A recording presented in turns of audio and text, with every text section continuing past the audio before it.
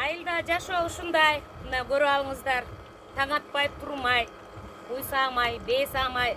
Анан кийин мынакей завтрак кылып алып, ошентип сепараторга илгеркисиндей куюлтуп, чурултуп, мынакей жакшынакай каймагын бөлүп, сепаратор тартып олтурам.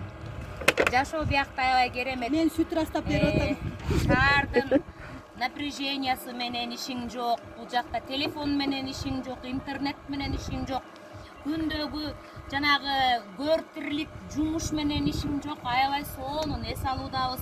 Кайра эжекелерим көк бээнин сүтүн ичирип, саамалдан берип, кымыздан берип, каймактан жеп. Азыр козу сойлап деп тигине козу жака дагы өтсөңөр болот. Эң башкысы эс алуу аябай жакшы бизде. Мынакей, ооба. Ширин эже, сиз келин болуп алып калса калат белеңиз? Эгерде ылайыгы келип аябай жакшынакай бала чыгып, сүйүүсүн арнап, мен аны сүйсөм калмакмын. Ушинтип каймак тартып күндө. Каймак тартып манас айтып кой, урдап коюп отура бермекмин. Жакшы. Келгилем бата кылалы. Коноктойм деп кош союп. Азаматсыздар. Разыбыз, Алла разы болсун. Кызымдын эжеге келиптир окуткан.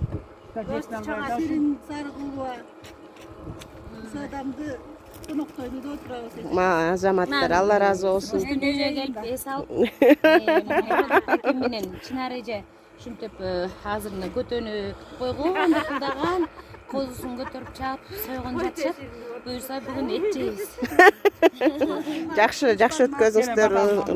Келиңиздер. Амин. Айдан аман жылдан эсен болуп.